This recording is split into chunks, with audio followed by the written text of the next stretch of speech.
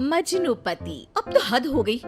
ठान कर बैठे हो क्या कि जिंदगी में सुधरना ही नहीं है? अरे बेबी, मैंने क्या किया? मैं तो बस उसकी मदद कर रहा था। उसने स्माइल किया, उसे बोलो ना। यार पत्नी हो मेरी, इतना भरोसा तो करो अपने पति पर। I love you baby. पति पर भरोसा है लेकिन उसके अंदर के मजनू पर नहीं है। अब इतने क्यूट पति को तुम्हें संभाल कर तो रखना ही पड़ेगा ना। मेरा क्या कसूर बेबी। ओह बस हाँ, ये क्यूट वाला नाटक ना मुझ पर नहीं चलेगा। और जो भी क्यूटनेस है, प्यार है, वो सिर्फ मेरे लिए है। ये छिछोरपंती छोड़ दो। शीनू और चीनू की शादी को 1 साल हो गया। दोनों की है तो लव मैरिज और दोनों के बीच लव भी बहुत है, लेकिन उस लव की ट्विस्ट कुछ अलग ही है जो आप देख ही सकते हैं। ओए छिछोरा मत बोलो, इज्जत बहुत है, किसी से भी पूछ लो अगर कोई मुझे छिछोरा बोल दे तो। हाँ बस सब जानती हूँ मैं। इस पर शीनू किलसते हुए किचन में चली जाती है, जिसे देखकर चीनू भी हंसते हुए उसके पीछे पीछे चल देता है। क्या है, पीछा क्यों कर रहे हो? अरे अपने घर में घूम रहा हूँ, तुम मेरे आगे आगे क्यों चल रही हो? परेशान करके रखा है। देखना एक दिन रोओगे मेरे लिए, फिर मेरी कदर मालूम होगी। अरे चल झूठी। इसी तरह दिन बीतते हैं और दोनों की नोक झोंक के साथ हंसी खुशी लाइफ चल रही होती है। एक दिन दोनों शॉपिंग के लिए मॉल जाते हैं। आज देखो कैसे तुम्हारी जेब खाली कराती हूँ। अरे मेरी जेब में तो कुछ है ही नहीं, खाली क्या करोगी? अकाउंट में तो है ना? अरे ठीक है, जा शीनू जा, जी ले अपनी जिंदगी। मैं वॉशरूम होकर आता हूँ। शीनू वहां से चला जाता है और शीनू ज्वेलरी शॉप में जाती है, लेकिन वहां कोई भी उसकी बात तक सुनने को तैयार नहीं होता। अरे यार, मैं भी कस्टमर हूँ, मुझ पर कोई ध्यान क्यों नहीं दे रहा? इतने में चीनू भी वहां आ जाता है। करा लिया अकाउंट खाली? कहाँ? देखो ना, कोई मेरी बात तक नहीं सुन रहा, सब बिजी हैं। ऐसा क्या? Excuse me, can you please?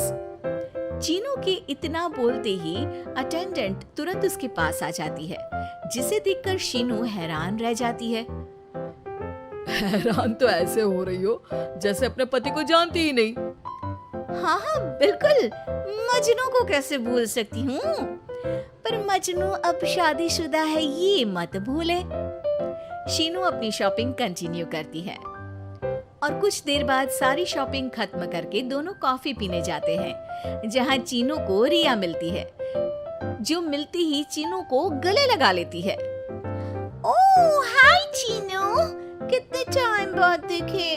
आज भी बिल्कुल वैसे ही क्यूट हो, जिसे देखते ही दिल फिसल जाए। इस पर चीनू शीनू को देखकर तुरंत रिया को दूर करते हुए कहता है, अरे रिया, मीट माय वाइफ शीनू। और शीनू, ये रिया है, कॉलेज फ्रेंड। अच्छा शादी कर ली? ओके मैं चलती हूँ, बाय। कॉलेज के मजनू, सब जानती हूँ कौन सी फ्रेंड है। वैसे वो मजनू वाली हरकतें आज तक बंद नहीं हुई ना। गले तो देखो कैसे लगाया था, जैसे उसकी पर्सनल प्रॉपर्टी हो।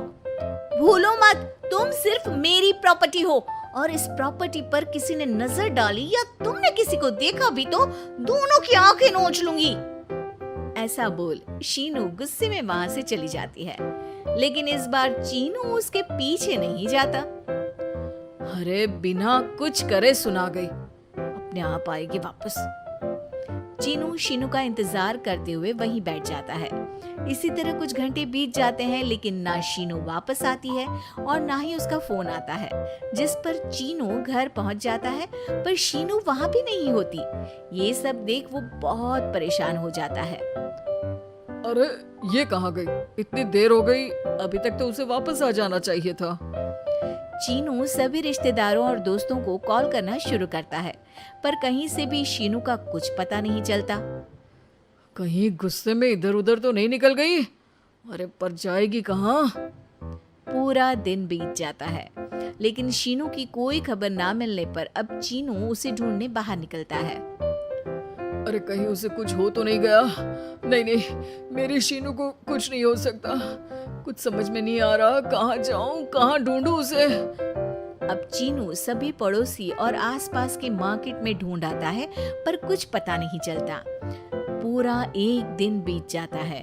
चीनू परेशान होकर आसपास के सब अस्पताल में भी चेक करने लगता है, लेकिन हर जगह से हताशा ही मिलती है। मैंने क्या कर दिया?